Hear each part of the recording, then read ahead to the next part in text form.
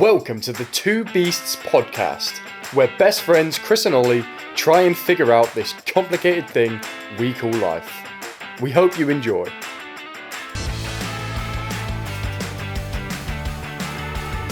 Are we live? We're rolling. We are rolling. We're rolling. Rolling in the deep, as Welcome Adele back. says. Welcome back to another episode of the Two Beasts podcast. First things first. Hello. I've got beef with you. You've got beef with me? I've got beef with you. What kind of beef? Why aren't you, answer this question, Go on. why aren't you posting 3 times a day to Instagram Reels as agreed? Bruh, that was one day I missed out. 2. What? Did I not do a third one yesterday? You didn't do a second one yesterday. I did a second. I did 2 yesterday. Okay, I'm going to check. I'm going to check. I'm 99% sure I did 2 yesterday, because I did 1 in the morning and 1 in the evening. Right, hold on, we've got... I definitely 12 hours, I definitely didn't 16. do many on Thursday because my work day was unbelievably manic. I know, boo-hoo. Oh, why didn't you just push 3 in the evening when you got finished? Because nobody wants 3 in their face in the evenings. Pointless. Any single one of those could have popped off, as they say. Yeah, I'm sure. Although TikTok seems to be way more along that line than Instagram does. Well, you say that, but overall our views on Reels have been higher per hour. They have been pretty good, to be fair. Yeah. But anyway, welcome back. We are a little bit, both of us are a little bit unwell, to be honest. Yeah, a bit snotty, innit? That's the problem with living together, is when one person is inconsiderate enough to pick up an illness. Yeah. Everyone's got to suffer the consequences. Yeah. But we're here anyway. How was your week? How's my week been? Pretty good, actually. What have I done? I was in Swansea on Monday and Tuesday. We had comp sets this week. Comp setting, which always requires a little bit more effort in terms of setting and whatnot. So comp setting is setting routes that will be used in competitions. Yeah, it's a competition that we've got running. And yeah, because they tend to be either like using a bigger array of holds, or they look a bit better, or they've got to work a certain way, it always takes a little bit longer and in testing them and tweaking them and stuff. So yeah, but Swansea was pretty easy. And then what did I do Wednesday? Did I do anything on Wednesday? You were away Wednesday still. I think the question that everyone is asking is, how much has your van cost you this week? Nothing. Oh! Currently. Currently speaking. Currently speaking, nothing. I can hardly believe it. But there is still something I've got to fix. So, yeah. What? Yeah. So next week, maybe if we check back in, there'll be another van cost. Before I go away, I've got to get this last thing sorted, but hopefully that comes under the MOT. You're going away soon? Yeah. 2 weeks? Yeah, not this coming Thursday, the Thursday after that. Well, I will say this. We have booked some of our first podcast guests this week. This is quite the change of topic. I haven't even finished how my week was yet. Oh, well, I don't think anyone cared. I certainly didn't. I haven't even asked you how your week was. You've had a hell of a week. Don't worry. Yeah, I know. We'll get to that. Okay, so we're just now skipping. All right, no, that's fine. Yeah, no. I see. You want to throw structure out the window. Thursday, Friday, you did this and that. You're chaotic. You're like the Joker. You just want to watch the world burn. It's passive aggressiveness because you didn't post 3 reels. Oh, and I see. Yeah, I get it. I didn't hold up my end of the bargain, so I understand. I'll pay for my sins. Don't worry. Yeah, pay for them with. By the way, I've been doing 4 or 5 TikToks a day because we got our first hate comment. No, we didn't. We did. On what? On TikTok. Yes. So in the last episode, we were talking about we can't wait to see who the first hate is going to be. There was a guy. Was it just some random? Some guy called Josh. Oh. Some guy called Josh takes the. We'll put a little thing up here for him. Anyone? I take it we don't know them. No, I don't think so. He said, let me grab it on my phone. He said, I can't remember what video it is, and now I'm stalling for time. But I did a video reply to it. Yes, here it is. See comment. Here we go. Is it just about? So this was the one. It was the short that I did from episode 1. That was the longer one. It was like the 3.5 minute. Oh yeah. That I just let run. Yeah. So I did notice that I was having trouble posting stuff to YouTube because they only allow a minute on shorts. So I had to sort of figure a few things out with that. Do part 1 and 2. I could have done that, yeah. Yeah, but that would be the way, I I just think. changed the clips, so I just put the shorter ones on YouTube. Or I just shortened the clip down a bit because you didn't actually need the entire, I see. like, 1 minute 20 or whatever it was. That is worth knowing. Okay. That's such a change to workflow. I don't know how I'm going to figure that out. But anyway, so the 3.5 minute clip or like 3 minute clip, whatever. And to be fair, we're just chit chatting about your Instagram handle being from oj.thejuice to Beast in the West. That's the whole thing. Yeah. This guy comments, at first I thought, he started off with I like. So I thought, oh, this is a nice guy. He's a supporter. We got a fan. Nice. Oh, no. But then I had to look at it a bit closely. It took me a minute. I was like, wait a minute. I like how you made this feel like a 2-week long video. Well done, lads! ! And then I thought, hold on a minute. That's not a compliment. I like how you made this feel like a 2-week long video. That's right. Like a 2-week long video. Admittedly, it's not a great first take comment, but it's our first take comment. We have to live with that. I wish Josh could have done a bit better. Yeah. But if you're gonna leave like comments where you're shitting on us, at least like give it some. it's got to be good. Give it some backbone, man. You know But what I mean? Like, I feel like I nailed him with. I did a video reply because was that the video reply that blew up, or was that? A different one? that was a different one. Unfortunately, that was a different one. That was. I can't even remember what that comment was that I replied to. I'm still baffled by his entire premise of that comment. Like, I can't understand what does he mean? It's a 3-minute video. He says it's boring. That's what he's saying. Oh. Yeah, he's saying it's boring. Oh. But as I said to him, so basically my video response was, Josh, on TikTok, if you just do that, whoosh, it goes on to the next video. Yeah. It's like the easiest app in the world to just switch to the next video. Yeah. Just do that, brother. It's okay. Yeah. Clearly, people's attention span nowadays has dropped. But hold on a minute, Ollie. It's considerably. not. How can it? Because it was a 3.5 minute video, right? He watched it presumably for at least 10 seconds. At least. Well, yeah. Before making that comment. Yeah. But then instead of just scrolling through, if you had a low attention span, you just scroll through. He watched it and then was like, I'm gonna this comment. felt like a 2-week long video. If you ever sit through a video and you feel, right, I know I'm overthinking this. If you think a video feels like 2 weeks long, Yeah. right, imagine that literally for a second. The video literally feels like 2 weeks long. It's a long video. Okay, so surely after like day 3, you're thinking, I'm going to stop watching. Any sane, normal human being, would think that. Yeah. How are you going to sit there to day 14 and go, Yeah. Huh. For 2 weeks. It's like those, what are those YouTube videos that they're like, oh, this, but for 10 hours. And you're like, come on, man. Like, nobody's sitting there for 10 hours listening to that. You know who does watch those? You, when you go to sleep. Not me when I go to sleep, no. but Romeo's missus. Oh. She has like whale sounds on and shit. Oh, yeah. I think that makes sense. I think she's off the whale sounds now. I think she's onto hertz. She's on like all those various hertz frequencies.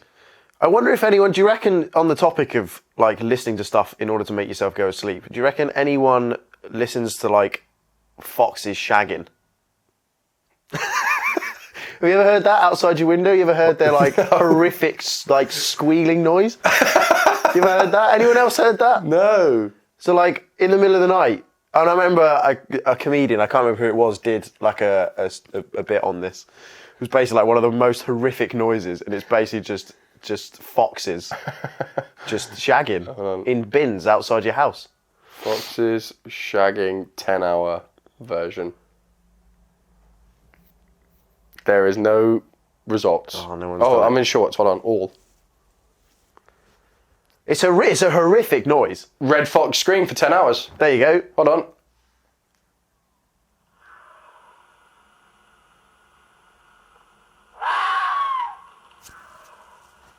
Is that it? Yeah, but it can be. Well, there you go. It's pretty bad. 10 hours? Pretty bad. Imagine 10 hours of that. Should we do, Anyways. when we get to 100 episodes, should we do a thing where we just listen to that for 10 hours? As like a challenge. God. We can't say a single word. But we can look at each other. Nobody's and watching laugh. that podcast. No, but then no one ever does. Mr. Beast got to 100,000, no one watched it all the way through, did they? They just skipped through the good bits. But we're not allowed to say anything, so there wouldn't be a good bit. Well, yeah, but we could draw pictures.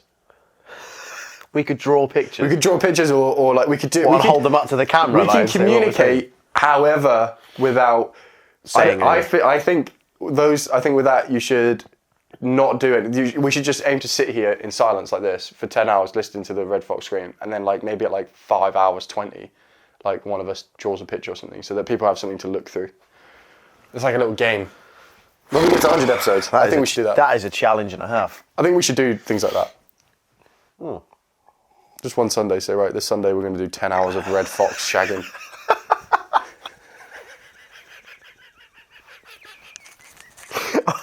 If you'd have told me this is what we were talking about today, I'd have said you brought it were up. joking. I did bring it up, you're right, yeah. Yeah, you're right. Yeah. Okay, so Anyway, moving on. my week. Yeah, you've had a pretty, like, you've been away for, what, 5 days? 4 days? Yeah. It's been quite, every time I've come home, I'm like, he must be home by now, and then he's not. No. And I'm like, oh, thank God for that. I've got another night evening of the house to myself. We actually haven't seen each other, besides last night where I came in and I was absolutely bollocksed.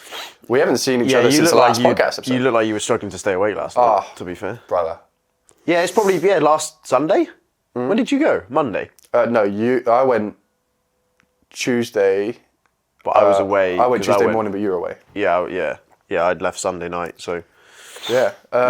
So I got to work as a part of the crew for Apex Legends global playoffs. Yeah. So all these like esports influencers were there. I didn't know any of them. I don't play Apex myself, but we both fucking love gaming. And just imagine a conference where everyone doing my job that takes my job seriously respects gaming as a thing, and everyone's just into it and working on it, and it was fucking insane. That's pretty cool, man. It was so sick, and the people I met there as well were just. I was really, really worried about going because Luke got me onto it, and I was one of the editors basically. So I just edited 3 of the feature pieces, and so they would film them the same day, bring them in, and then basically they just needed to be turned around as quickly as possible because later they were going to be put on the live stream, on the broadcast. I believe today's the last day, and I believe that they are going to have 500,000 concurrent viewers on this. That's way more than we've got on this podcast right now. Oh yeah, that's a lot more. That's a lot more. Yeah. And I went into it really, really worried because I was like, I went to the media team meeting the day before it started, which I wasn't supposed to go to. I just was there because I was with Luke. But just listening into them, they had these plans, they were just briefing things that were just well outside of the level I've ever worked on. And I thought, my God, they're going to expect me to know all this stuff and be able to do all this stuff that I can't do and have loads of years of experience in the industry and et cetera, et cetera, et cetera. And it turns out absolutely nothing like it. Like what I knew was absolutely perfectly fine. So did Luke hire you as an editor? They needed an extra editor, so he brought me on, yeah. Oh, nice. Yeah, he did. He was only there for 1 day. Yeah. I was there for 3. Where was it? London. Nice. The Copper Box, which I believe someone told me it was where the I want to say KSI and Logan Paul fight was. Maybe not. Oh, the first one? Maybe the first one. Can't have been. I think it was one of those. The first one was in Manchester, I'm pretty sure. Okay, it might have been KSI and that other YouTuber one of those YouTube boxing fights. The first one, maybe. I don't know. There was definitely one of the YouTube boxing fights that took place there. It's like a place where a lot of events. It's where all the esports events take place. Yeah. Nice. Yeah, so it's like I had a pass and all that kind of shit, like a backstage pass and all the rest of it. So had you done all the editing there, or have you got to do some now? Yeah, so I brought my laptop and desktop and all that because I'm used to scrubbing projects where it's just like you just bring your stuff. No. You go to a room, they've got 4 PCs there. There's 3 other editors. You got a guy called Andy who was so sick that was overseeing us all, overseeing all the content, and he was great. He shot some really amazing stuff. So. You reckon you'll get that gig again? I would love to be. I mean, there's so many opportunities for different roles there. And like I said to them, I'm not actually I wouldn't consider myself an editor. That was one of the reasons I was worried about taking the job because I edit lots, obviously. We edit these podcasts for a start, but in the production stuff, we edit loads, but to be called an editor, I felt like was a bit of a... I know people who are editors and they're really, really good, or they produce really, really good stuff, but it turns out their timelines are exactly the same as mine. We all poo brown, mate. So I said, well, hopefully. Why would you not be pooing brown? If you got a problem. What kind of problem would it lead you to not poo brown? Hey. So there's some weird shit out there, man. That's a worrying hint there from Ollie. Oh, my shit's perfectly brown. It's very nice.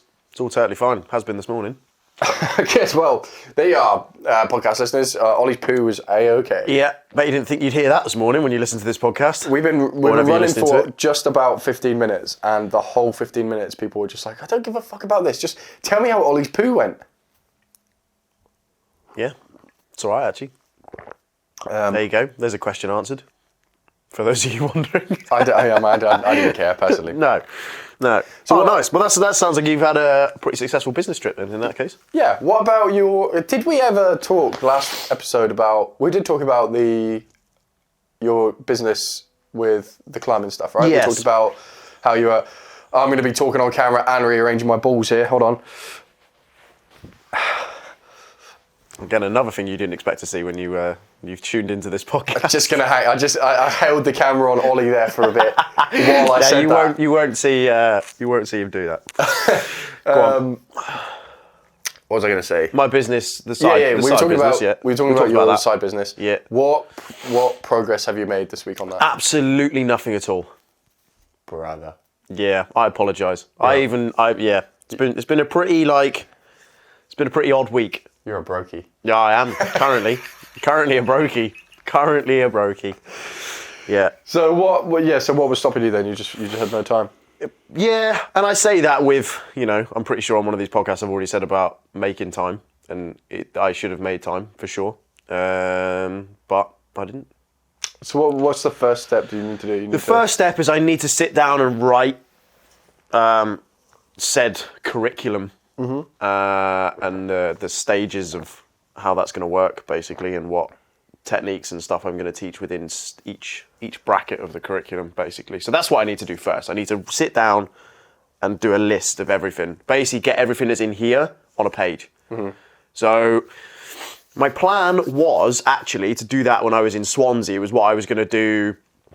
When I was staying in the van, I was going to sit in the van and I was going to do it because, it was just something to do in the evening before I go to bed or whatever. And for whatever reason, I just didn't do it.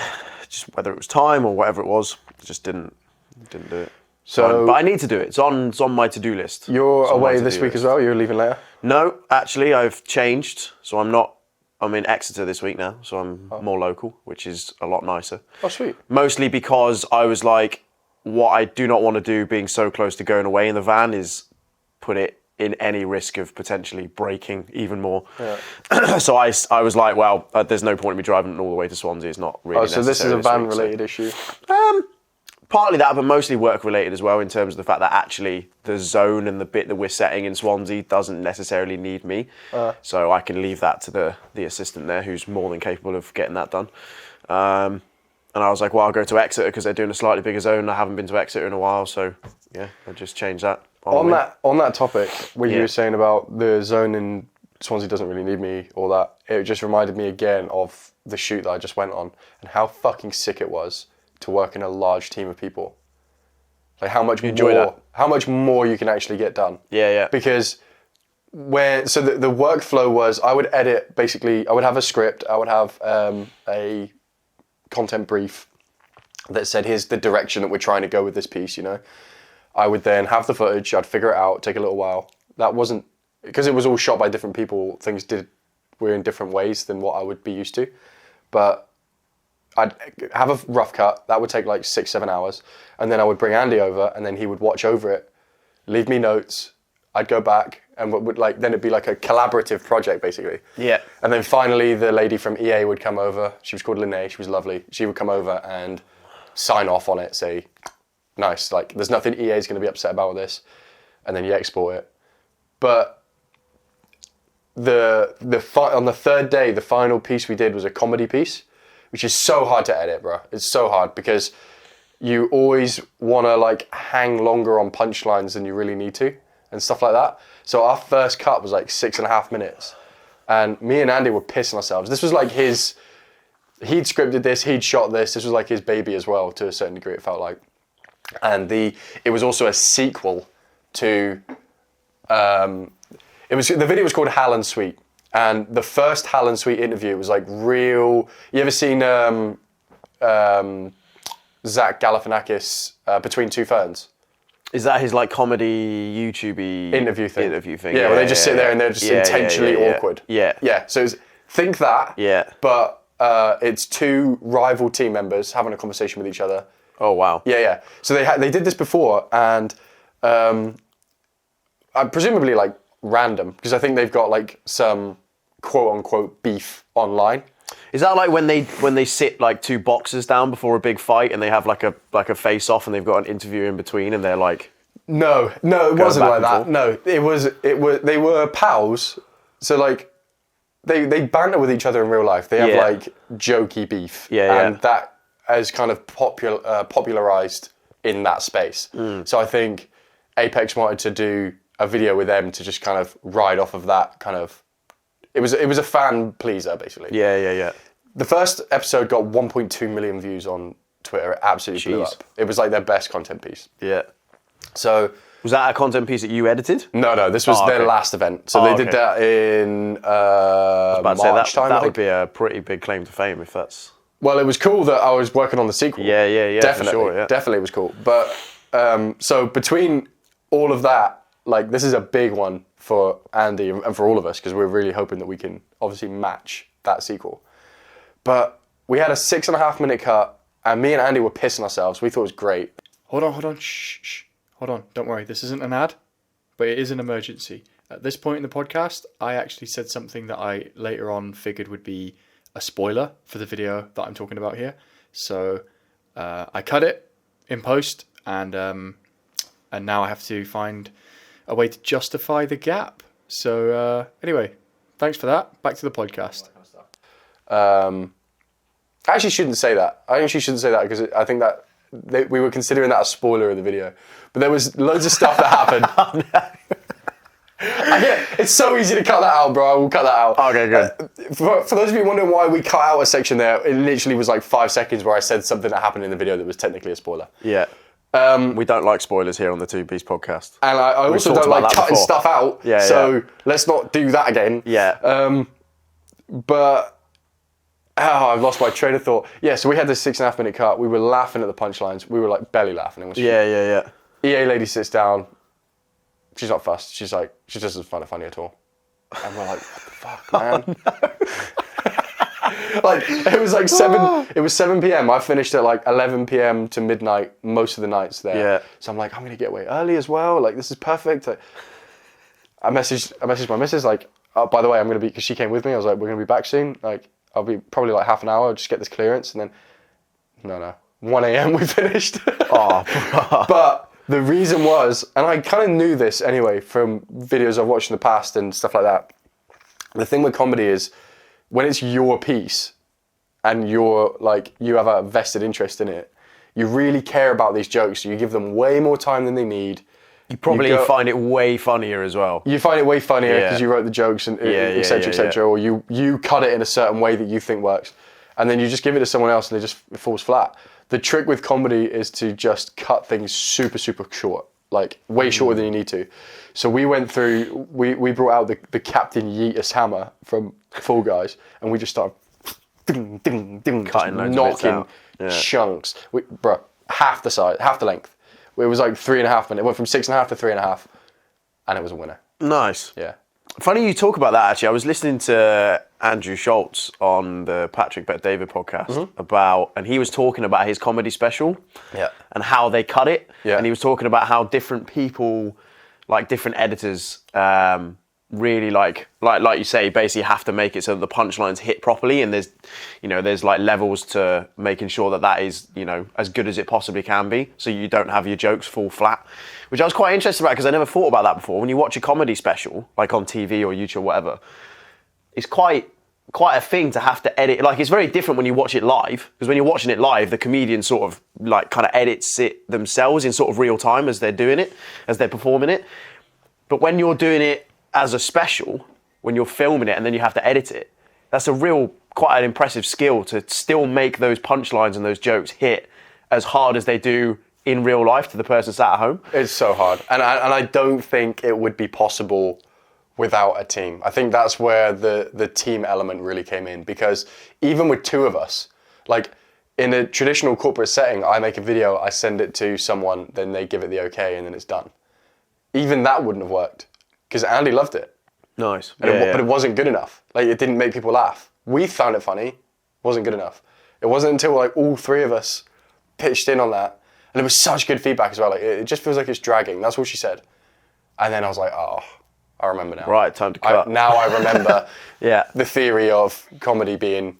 Because it's so hard to tell, because a lot of comedy is... like a lot of deadpan comedy as well does focus, like Between Two Ferns, focuses on these long pauses of of dynamic silence, I would call it, I guess, where that's what makes the awkwardness. So when I went in with that in mind, everything was longer, and I felt like that was what we needed to be. But you don't appreciate how much more pause there was in like a Between Two Ferns episode that they've cut. You can just never see how they cut it, because when it's cut right, you can never tell. That's the whole point of it. So it was interesting to work on that for the like a proper true comedy piece for the first time. And hopefully we can bring those skills back to the Two Piece podcast, of course, in our shorts, so that Josh likes them now and he doesn't think that they go on for 2 weeks. Yeah, we make them slightly shorter. Yeah. Nice. That's an ad good. break. That's an ad break. Oh, thank the Lord, I need a wad so bad. What's up, you winners? Thank you for listening to the Two Beasts podcast so far. Just to let you know, this podcast is sponsored by Maven Visuals Ltd. Maven Visuals is the go-to for video production here in the southwest of England. So if your business needs fresh, engaging video content that will be sure to bring new sales into your company, then don't hesitate to get in touch at www.mavenvisuals.com. Back to the podcast. Thanks. That was an ad break, yeah. That was an ad break. Isn't it lovely that Maven Visuals sponsors this podcast? Is it? I just don't get what they see in us. I don't know who convinced them. I'm impressed they sponsor us already. I know.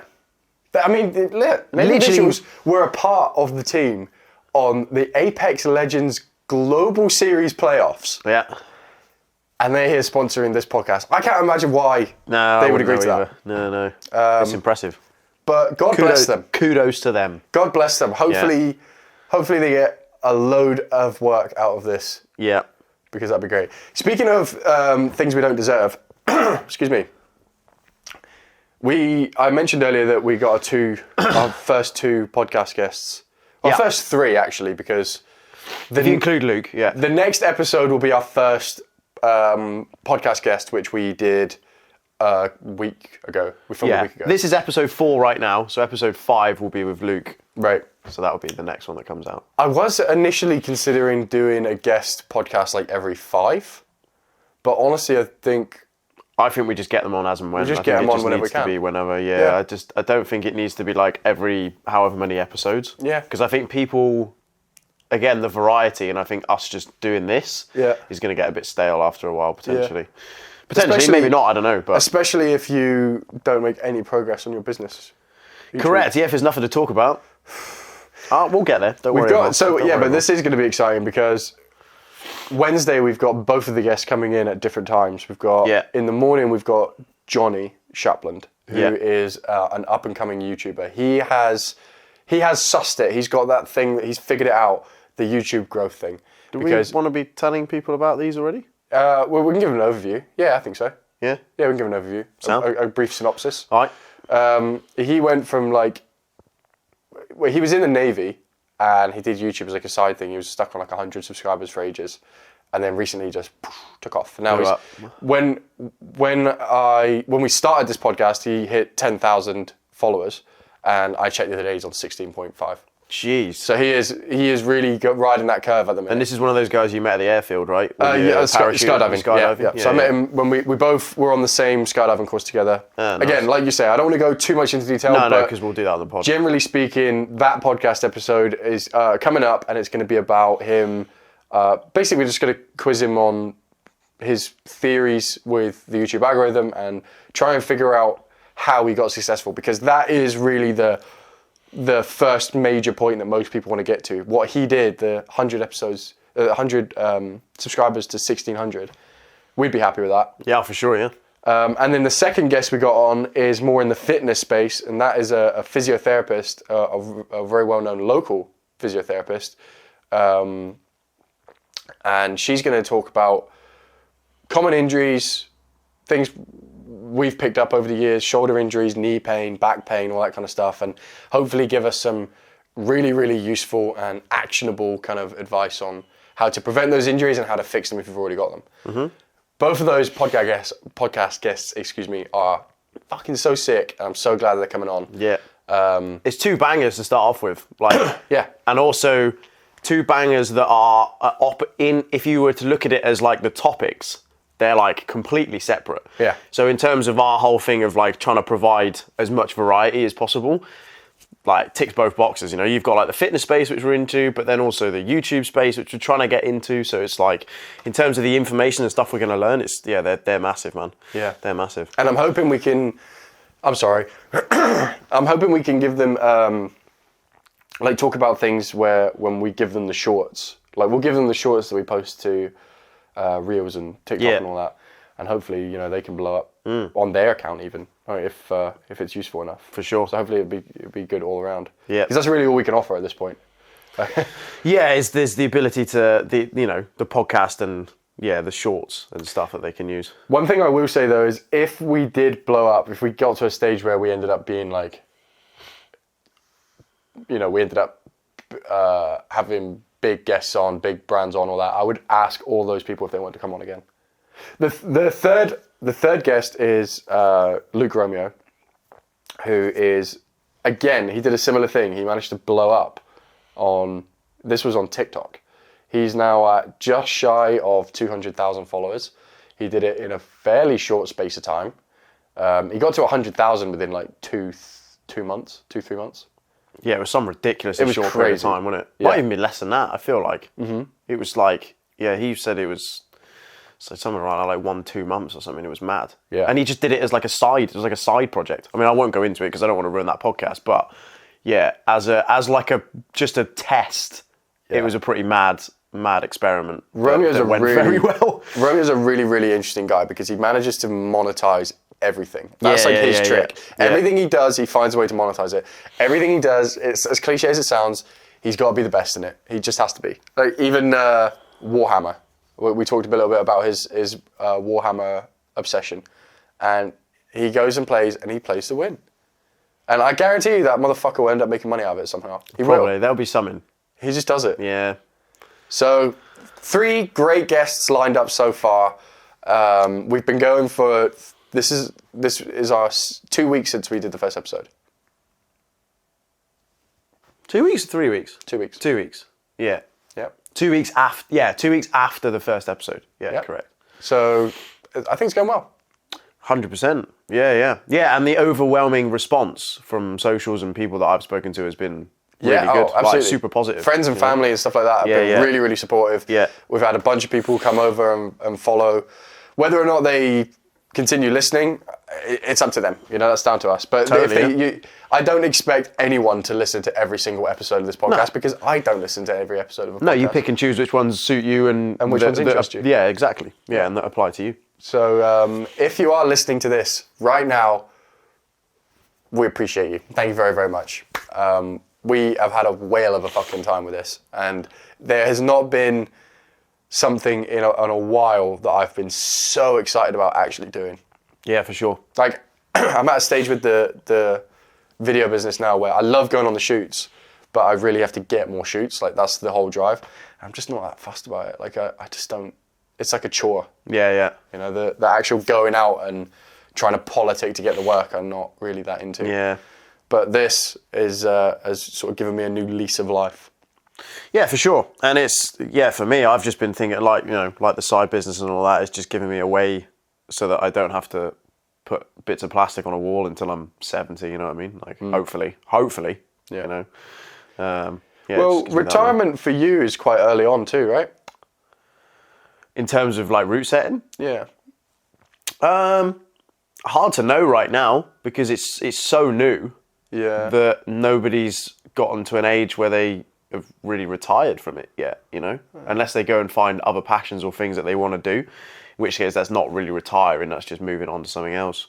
I think the oldest guy is Jackie Gaddafi, he's a French route setter, sets for like World Cups, famous climber, super strong, and he's in his like 60s and he's still route setting. So it's pretty mad. But he is probably an anomaly based on the fact that he probably doesn't do like, and I don't know this for a fact, but probably doesn't do a mad amount of route setting right now, like not as much as I do, like probably doesn't do like 4 days a week or whatever. Probably just does once every now and again and does like a load of seminars and, you know, how to route set and all that sort of stuff, like workshops and that. And obviously does the World Cup setting, but again, not to the same level of intensity as he probably once did. You know? So it's probably like one-off project based. That, pretty much, yeah. But where the stakes are high enough where people will pay him. Yeah, totally. Yeah. I got you. Yeah, so slightly different. Whereas I would like to be in a position where, and I think with my job, where it's slightly different is I'm not just a route setter, right? I've got the management side of things as well. So even if, and eventually that would be, you know, talks of the plan would be to like drop back on the route setting and do more of the managerial, manage route setters outside of that, you know. So that I've already, even just by taking that job role, I've already set myself up to the point where I'm not just going to have to do that for the rest of my life, you know. I was going to say, because your company is, a lot of people do a new business to escape the 9 to 5. And for you, that's not necessarily an urgency at all because you have such a great I love my employer. job. Absolutely love it. Yeah, and love who I work for, love my job, love who I work with. Like your other best friend pretty much is your manager, right? Literally, yeah. Yeah, it's like the guy who, whenever you're texting someone, I'm like, look over, it's DK. Yeah, man. Yeah, he is, Big ups to DK. Yeah, big ups to DK, man. Yeah, he's been a massive impact on my life and has helped me tremendously in my work life and in my personal life. And he's been a great like role model for me and someone that I look up to. And would DK come on the podcast?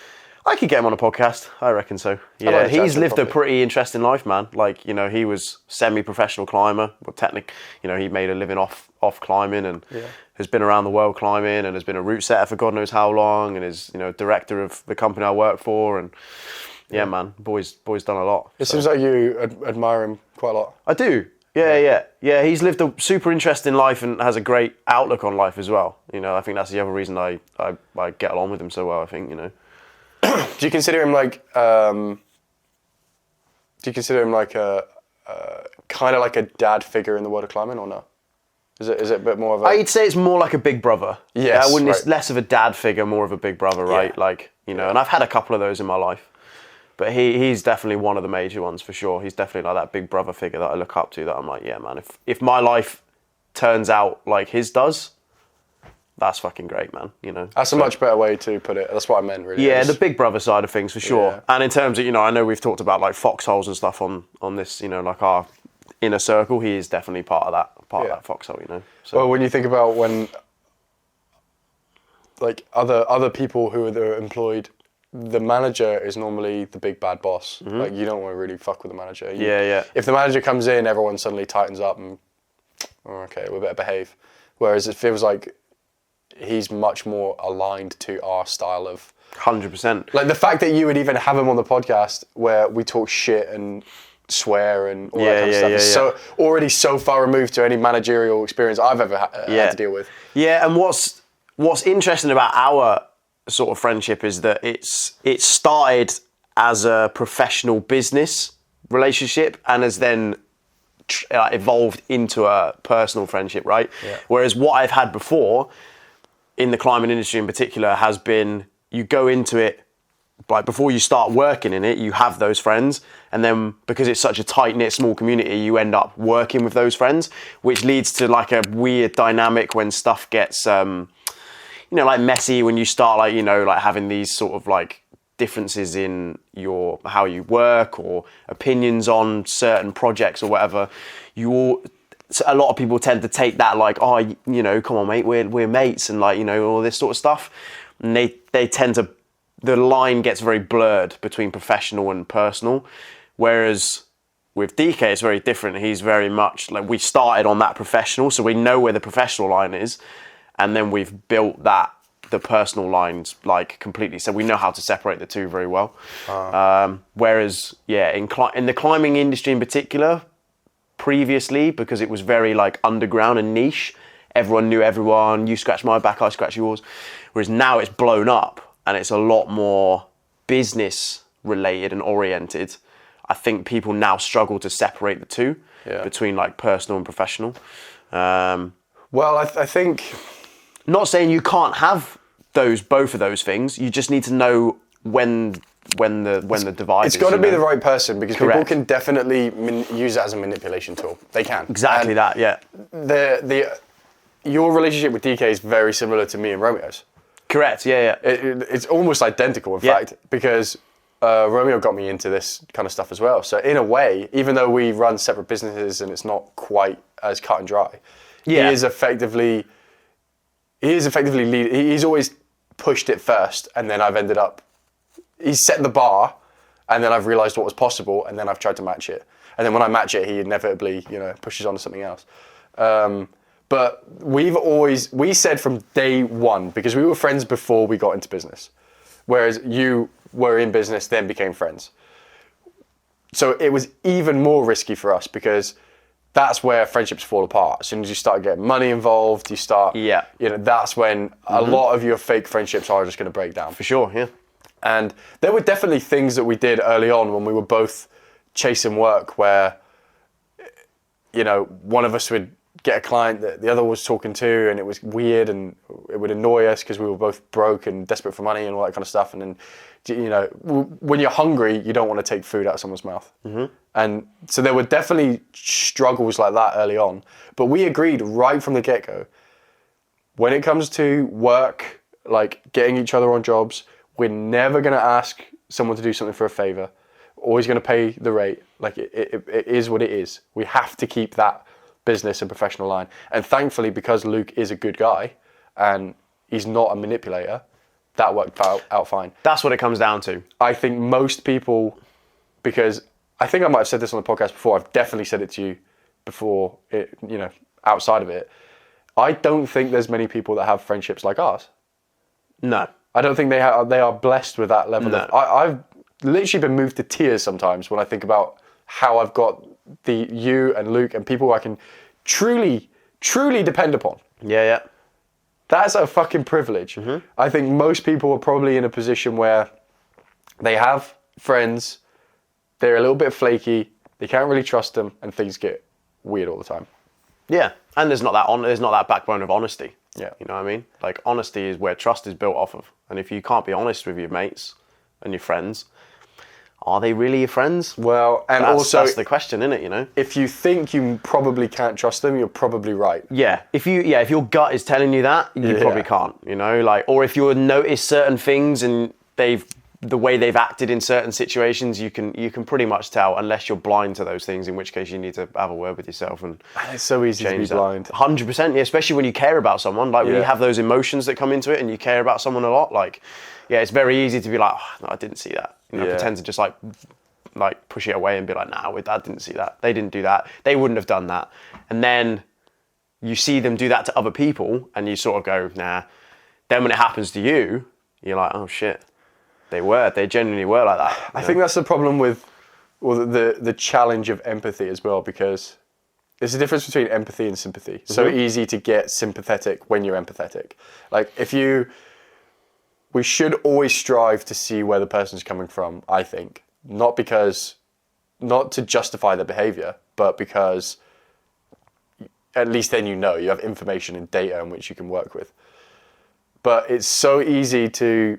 When you have a manipulator or somebody who's not a good friend, they will justify their behaviour to you and it might make sense. It still can't pass.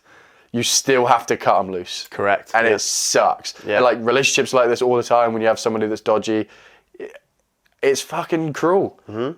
And they let you know it too. Yeah. Like they let you know that you're being cruel. Yeah. And you are. Yeah. But it's also, it is necessary. Because like, my circle of friends now that I've built that are solid, like you, Luke, Dad, you know, all those people that we make decisions, my counsel then that I use to make decisions with, if you let somebody who's a manipulator and who's dodgy into that circle, it doesn't just fuck you up, it fucks that whole circle. Mm-hmm. And everyone has to deal with that, especially when you're as close as we all are. Yeah. So, yeah, you've got to watch out for them, man. And like, I think that manipulation side of things just comes from like those people who are like that. Just, you know, maybe it's they lack a bit of self-confidence, like they've got anxiety, or you know, they're scared of things. They're scared of not having any friends, so they just like latch on to people, but they latch onto them in a way that's not healthy, you know, and is a manipulative way that, you know, again, they make you feel bad for doing things, or you know, they do all that stuff that's, yeah, just not healthy. And like you say, if there's people like that in your life, cut them loose, man. Because eventually, hard, man, because and it is hard. It is hard because you could have known those. You could have known those people for years. Like you literally could have known those people for like your entire life. But all it takes is that one thing, that one situation. You know, like you said earlier, especially if money's involved, man. Like that'll turn someone into a horrific human being when money's involved, or a power play, or you know, a position. You know, if you both work in the same company, there's a position or whatever, go in and someone gets it and they don't, and there's it's a nightmare, man. It's horrible. But yeah, you have to cut those people loose, because otherwise it leaks. And like you say, like it then doesn't just affect you, it affects those people close to you as well, you know, because you're feeling like shit, and then that spreads, and it's just not nice. It's not nice at all. So that's why I'm so grateful to have a counsel. That's what I call it anyway. I call it my counsel. Yeah. And it's you, it's Luke, it's Dad, it's my mum as well. Mm-hmm. It's who else is in that council? Our cleaner. Shirley's absolutely a part of that council. Like I'll ask all these people. I will give all these people the honest situation. Big ups to Shirley, by the way, for making our podcast studio. Yeah. For now, looks amazing because of her. Well, it looks. It's not the most interiorly decorated, designed, beautiful place. It's not the greatest studio setup from that perspective. But no, it is clean. Is what it is. It's clean. It is clean, and it's all thanks to our Shez. Yeah. Oh, Shez. Big ups. She's amazing. Lovely human being. Yeah. If you're in the Tavistock area, which, to be fair, most of our listeners probably are at this point. At this point, yeah. And you need a cleaner, you just drop Hit her up. Hit her up. Yeah. So who would you say was in your council? It's you. It's Luke. It's Dad. I do talk to Mum about stuff as well. Mum definitely takes a more yeah, Mum is in it, because I'm gonna hold on. Oh, rough. There's gonna be a few of those in this episode for sure. The old sniffles. Mum's in it because you have to have women in it, because they're more empathetic, more they're definitely better with managing feelings, or letting you know when you're being too cruel. Yeah, and they give you that female side of things. It's always good to have that, you know, both sides of the two viewpoints, right? Like from a male and a female perspective. Definitely. So, and it's a great balance. Yeah. And I also don't want to be cold-hearted in any way. No. So she's the one that, if I'm cruel to someone, like, okay, yesterday I was walking around London, and you know how people just fucking walk in a straight line there? And they're unforgiving. They just walk on their phone directly, or not. They're just rude, right? Yeah. It's just, you get the fuck out of my way, or we're gonna collide. Yeah. That's just the status quo in London. Yeah. And so I was like, all right, fine, I'll play that game. Because some guy, you know, played chicken with me, and I ended up ducking, and I felt like a coward. So I'm like, I'm not having this. So I walked down the street. Anyway, there was this like guy who was with this, you know, he seemed like he was on a date or something. He wasn't the best looking guy, wasn't the nicest looking guy. He sensed that, I could sense that he had like self-esteem issues. And he happened to play this game of chicken with me, and I clipped his shoulder. And he went, "Oh, I'm really sorry, man." And I just carried on walking and just ignored him. Because it was a busy street. We were in Soho, which is a fucking god-awful place, by the way. I never want to go back. But I was just like, so that was part of it. I was frustrated because I was like, there was so many people around. Yeah. Like, Trafalgar Square wasn't this busy. Like, Westminster wasn't this busy. This place, fucking heaving. There's a reason I don't live in London. Oh, man. But I was walking down the street and I clipped him and he apologised and I thought it was this I thought, oh, you want to play chicken with me, motherfucker? Let's play chicken. And then I clipped him and then he just seemed like it was a genuine accident and he was really apologetic. And I continued to ignore him. I felt so guilty. Like, even just saying that now, I feel horrible. Yeah. Like, there's just no need for that. And when I do something like that, I think of my mum. And then mum comes in and she's like, well, that wasn't very nice, Christopher. Yeah. You know, and then I'm like... Do you always think that, like, what would mum say to this? Like, what Exactly. would my mum think? Yeah, I do. That's exactly what. Yeah. And my mum loses her temper too. Yeah. Like, when me and mum are together, we end up getting in fights a lot. It's not so much every time anymore, but because we both have that defensive, we both have that protective nature about the other. It's probably where you get it from, right? I think maybe. It's like passed down. Yeah. I mean, me and Dad, we know that we're both capable of defending ourselves and all that. Like, if someone approached him, I would watch. I wouldn't necessarily feel the need to engage on his behalf. But with my mum, that's her little boy that's getting shouted at, or that's my mum that's getting shouted at. It's just completely different. It's very, very... Yeah. It gets way more violent. Yeah, that emotional, or even just the bond between mother and child is insane. Like, it's just it's a marvel of human creation. It's And I crazy. don't speak to her enough. There's so much stuff that I need to say to my mum that I haven't figured out how I'm gonna, like, I don't really ever tell either of my parents. We're not like that like lovey-dovey kind of thing. We're not like, I don't kiss my mum on the cheek when I say goodbye, all that kind of stuff you see in films or in like American culture. I don't do that kind of stuff. And I know one day she's gonna go and I'm gonna be so fucking gutted if I don't say the stuff that I want to say, you know. I just fucking tell her you love her, bro. It's as simple as that. I fucking don't do it. Super easy. It sucks. Yeah. I don't even, like, sometimes she messages and I don't even reply. In fact, quite often. I'm going to regret it one day. Oh, we lost the camera. That is a perfect place for an ad break. Hello there, champions. Hey, are you getting married soon? Or do you know somebody that's getting married soon? So outside of this podcast, I am a wedding videographer full-time, and Maven Visuals Wedding Films is my company and also the sponsors of today's podcast. So if you want that guy from that podcast to come and actually film your wedding for you, then all you have to do is visit www.mavenvisualsweddingfilms.com. And if you mention that you're a Two Beasts listener in the consultation, then you will get 10% off whatever package you choose. All right, see you then. Back to the podcast.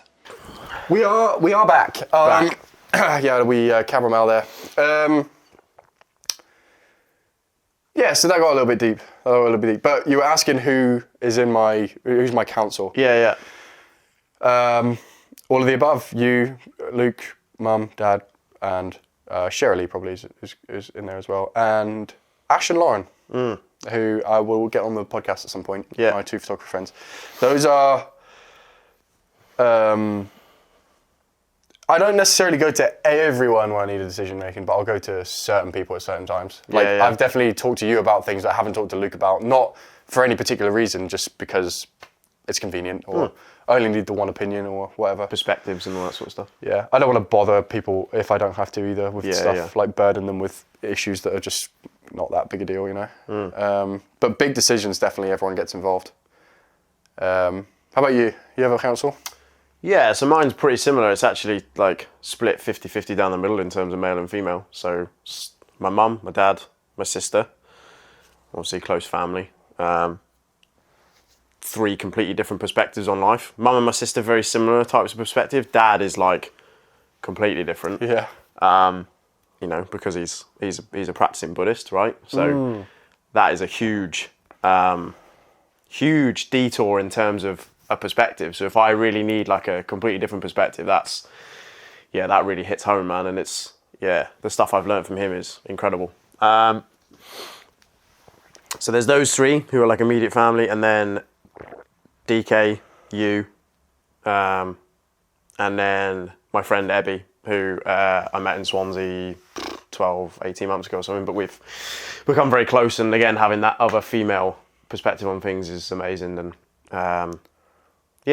When I've got, it's weird, it's like 3 mums and 2 dads, and then you as my best mate. So yeah, even like the family side of things gets properly covered. So I just can't imagine. I don't imagine many people have that counsel that they can truly rely on. No.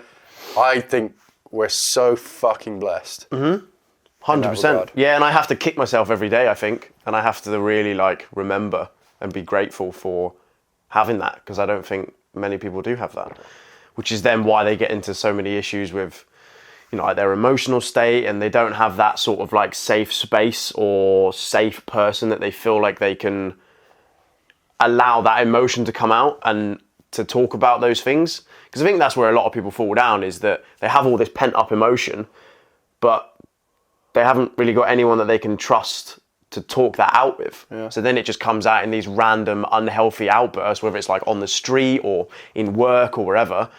Whereas what we have is we have those people around us that allow us to be able to release that. And then we don't feel like we need to do that in front of, you know, in unhealthy ways to random people on the street or in work or whatever, because we deal with it in a way that is healthy and makes sense, you know. I think the other thing, I'm just going to check this because it feels like it's off. I know that it's just fucking around, but yeah, it was way off. I thought it weird. Yeah, the other thing, and I don't really have much experience in kind of traumatic events, but I feel like a lot of people who have been through traumatic events that end up going down an unhealthy road, they don't let them out, they don't let those feelings out to anyone because, first of all, just because I have a council of people I can trust doesn't mean that I tell yous all my secrets and I don't tell other people. No. Like, I just don't care about other people's opinions. Yeah. My deepest, darkest insecurities, I want everyone to know that. I don't care. I'll talk to anyone. It's just, if someone gives me advice, I'm not necessarily going to take that on board unless it's congruent with what you say or Dad says, or et cetera, et cetera. Yeah. A lot of people, I think, get that wrong I think a lot of people get that wrong.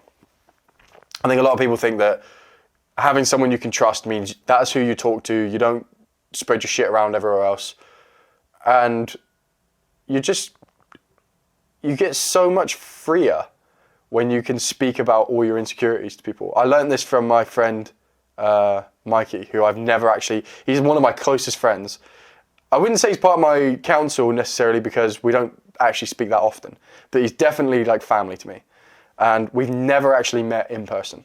We've only ever spoken over the Xbox or PlayStation. Known him for about 10 years or so. What a guy. But, shit, I lost the train of thought. What was I saying? About people that you don't necessarily have to talk to your counsel about stuff. You can. That's right. I learned this from him. Yeah. So he used to be in like Xbox, having your insecurities out in the world, you know. He used to be in Xbox lobbies, and he would tell people about, oh, I feel like this, feel like this, feel like this. Like when they were bantering to him as a defense, like, or as a rebuttal. So when someone was taking the piss out of him, he would say, "Man, you're really gonna hit my insecurity about X like that." And it was so disarming and so good and so freeing for him that I started doing that in my own life. As soon as I come up with an insecurity now, you just label it. You just say it out there. It's a Chris Voss thing as well. Label the negative. As soon as the negative is out in that space, it's no longer a... It's no longer a negative, really. Chris would say, Chris Voss, the FBI negotiator, would say, the way to deal with an elephant in the room is not to just pretend there's not an elephant in the room, but to say, hey... There's an elephant in the room. There's an elephant in the room. Yeah, it's highlighting him. And everyone else just goes... Oh yeah. Yeah. I think that really helps you get over them as well. Like if you can put them out there to the world, like the classic one for me, obviously being a shorter gentleman, that's probably been my deepest insecurity since as you can probably remember. It still is, I think. Aye, for sure, yeah, and I'm still dealing with it. I'm definitely a lot better now than I used to be. Yeah. But yeah, it still definitely is like probably the underlying thing for me. But even now, like I put that out there way more than I used to. You know, like when people come at me with a short joke, I'm always just like, cool, man. Yeah, like I am. Well done. Can I tell you this? Because this is something I've never actually brought up to you. But we joke about everything. Everything. I always get uncomfortable about making short jokes around you because I feel like it actually does hurt you. Yeah, they do. Yeah. And they have done for years, as, you know, because that's the problems I had in school and all that sort of stuff with that side of things, yeah, for sure. But I think now, just by putting it out there a bit more and being like, yeah, I am. Yeah, and I do it with climbing all the time, you know, like when I can't reach anything or, you know, sort of take the piss out of it and just put it out there. Yeah, it doesn't affect me nowhere near as bad as it used to. But yeah, just putting that insecurity out there is super important, I think. Well, that's good, brother, because I tell you what, if this podcast gets any traction, everyone's going to know, and they're going to have no fucking mercy, brother. Yeah. There's people like Josh out there. Yeah. They're going to tell me. They're going to tell me that I'm a 5'4" midget. Oh, 100%. Yeah. So I think that'll actually be good for you, though. Oh, for sure. I think that if there was, I'm not suggesting that people be nasty for nasty's sake, but I think that there will inevitably be. Imagine this does get to a position where it's actually a big podcast, or even like a medium-sized podcast, or whatever. Even a small podcast, just not a nothing podcast like it is now. When you put yourself out there and have that information out there, people who are dickheads are going to be dickheads about it. And I think that's going to be a good thing for you. I think it's going to numb it to you. I think for sure. When you see a post with like 100 comments all calling you a midget cunt, and then you go to work and someone says, "Oh, we can't reach out. Is it because you're short?" You can be like, "That's not nearly as bad as what I've been dealing with online." Yeah, not at all. But yeah, like it's definitely, it definitely affects me nowhere near. Because I just think like it just has no. Like it's just, we're all unique as human beings, right? We all have stuff that's different to each other. That's what makes us human beings. That's what makes us different. That's what makes us beautiful, I think. And just even the fact that the only thing that the majority of people can point out to me is that I'm short. Oh yeah. Is just like cruel, man. Like, is that all that you can, like, you can't say I'm a shit climber. You can't say I'm a shit human being. You can't say I like, you know what I mean? Like, you can't say I'm not, you know, like a good person. Like, all of this sort of stuff. The only thing you can point out is that I'm smaller than you. That's so true. You're like, great. Is that it? Because you can't find anything else. There's nothing else to take the piss out of me for, literally. Yeah. You know what I mean? That is true. That's one way I try and look at it. I'm like, is that it? Is that all you can? Like, you can't even say that no, because you can't. Because it's building that undeniable stack of proof of who you are. Plus, a lot of your concern with that is like, I think, it just makes dating a little trickier sometimes. Yeah, it can do. Yeah. But then once you find your wife, doesn't matter then, does it? she just aren't going to give a fuck. Literally, no. You only have to look at people like Kevin Hart and all that. Like, I always look at Kevin Hart and I'm like, he might even be smaller than me. I don't even know, but he's not massive. He's a wee man. And people love him. There's plenty of wee men out there. And he's like, yeah. It's like, Ed Sheeran's pretty short, I think. Yeah, Joe Rogan's pretty small. He's not exactly massive. There's loads of people like that. I think actually, like, what's funny with me is that like I'm not actually that small. No. Like I am compared to, you know, like probably like average height or whatever. But compared to some people, like I think 5'8" is the average. Yeah, so I'm not that far 4 inches off. Yeah. But you're not 6 inches off. No, correct. You're a small cock length off. Yeah. Not a big cock length. Yeah, which I'd much rather. Yeah, that's better than... Yeah, if you're going to go around saying that to people. That's what they say, 4 inches I'm better a small than 5. cock's length off the average man height. Tinder bio. Update. I am a small cock's length away. Yeah. Not a big cock. Not a big cock. No. That should be your Tinder bio for a while. That would be quite good. Yeah. That'd be good. Yeah. Well, what an episode. We talked about quite a lot of stuff. I feel like we could have made this, honestly, I think we could have gone into each topic longer and gone on for 3 hours. But I quite like also how we just sort of whistle-top-toured through a load of... Yeah, I think it's a lot better for people. An hour is like pretty good. Like an hour and a half podcast, I think is enough. Until you have a guest, like when you've got a guest to talk to and you feel like you want them to elaborate on stuff, then it can go longer. But I feel like these ones at an hour and a half are about right. I also think over time, even though we want this to just be like our general discussions, I think we'll get better at having more interesting discussions. Because we also don't want to talk about like, oh, I went and got some fucking milk. Yeah. You know what I mean? Like, It's like random day-to-day stuff. And I think we're getting better at that as we go along. Yeah. But if there is any feedback for anyone in the old comments or the viewers, then feel free to write into us, as they would say, or, you know, DM if you're... Yeah, feel free to drop us, whatever. We've got an email as well that you could drop it to if you really wanted to. Honestly, The DMs is probably the best. Honestly, if you're thinking about giving advice, I'm probably not going to listen. Oh, not advice. Just suggestions for stuff we can talk about, or like questions or whatever. Yeah, no, I'm kidding, of course. If there's any feedback, that'd be great. Because we're going to be doing this for another 95, 96 more episodes. So At least. it's worth getting in the early comments now, isn't it? So that we can have an established pod For sure. later on. Mental to think that this podcast won't be released for another month from now. Well, that's good because I'm away for 3 weeks. So Yeah. Oh, we've got that covered. Yeah. Yeah, so we're we've going to got- get those 2 in before we go away as well. yeah, Those 2 guest so ones. we've got loads. Chilling. Plenty. You can have a week. You can have 3 weeks off technically. 3 weeks fucking editing these motherfuckers. Yeah, you will. Yeah. Fun All right, times. gang. Till next time. Bye for Peace now. out. Thank you for listening to the Two Beast podcast. Please remember to like, subscribe, and share this podcast on whatever your preferred platform is. We'll see you next time. All the best.